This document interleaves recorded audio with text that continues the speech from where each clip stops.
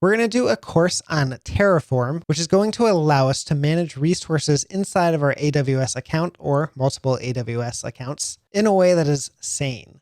So you might be familiar with clicking around the AWS console, or you might not, but either way, it's fine.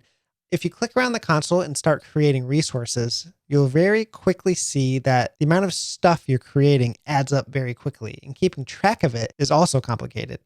Right now, I have a single instance running, and that's almost the only resource in this AWS account, but there's a lot of stuff hiding under the surface of this. So we have an instance running, an EC2 server, right? So it's just a virtual machine.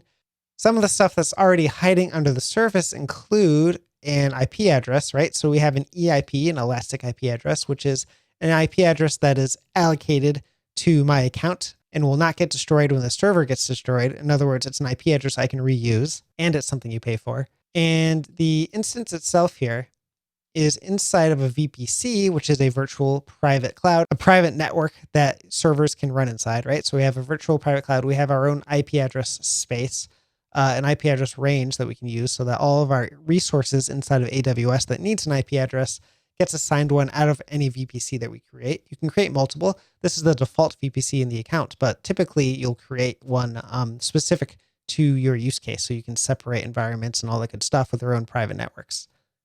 So you might create a virtual private network, and the virtual private network will have subnets. Subnets might have route tables. They might have NAT gateways or internet gateways associated with them. They might be peered to other VPCs so that they can communicate across different virtual private networks.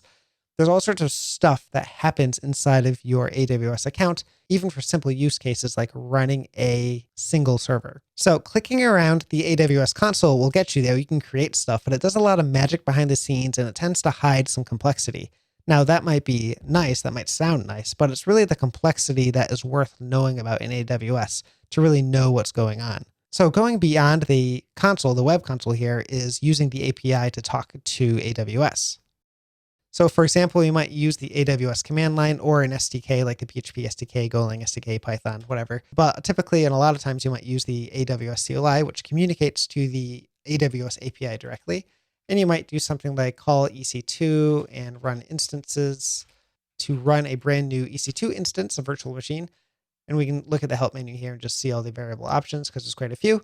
And you might run some of that and create instances or create various resources inside of your AWS account. Now, this is all well and good and really is a great way to communicate with AWS instead of using the web console. But in this course, we're going to talk about Terraform, because Terraform allows you to do infrastructure as code. In other words, you can write configuration files, define what resources you want, and that will happen with idempotence. In other words, it will only create resources if they need to be created. If they're already in existence, it will not create them. Or if there's just a change to make and it doesn't need to delete and recreate a resource, then it does that as well. In other words, you tell Terraform what resources you want, and Terraform does the hard work of understanding what to change in order to get to the desired state in your AWS account, and of course other stuff, but we're concentrating in AWS here. Now, it's infrastructure as code, so that implies there are actually code files. You end up with configuration files here that you can check in to Git repositories or any kind of code versioning. And in this way, your teams can use Terraform or tools like it in order to keep track of resources in complicated environments. And I say complicated environments, really any environment, because the second you start doing anything in AWS, it quickly gets complicated just for the sheer number of resources you need to run something like a single server. So in this course, we're going to talk about using Terraform effectively, starting with simple cases and moving on to more advanced cases that you might use in teams, and also getting into automation in terms of how to automate the running and applying of your desired state using Terraform. So in the next few videos, we'll get into installing and configuring the stuff we need to run Terraform, and then we'll get into the meat and potatoes of using Terraform to really see the advantages of how it helps you keep track of what is going on in your AWS accounts.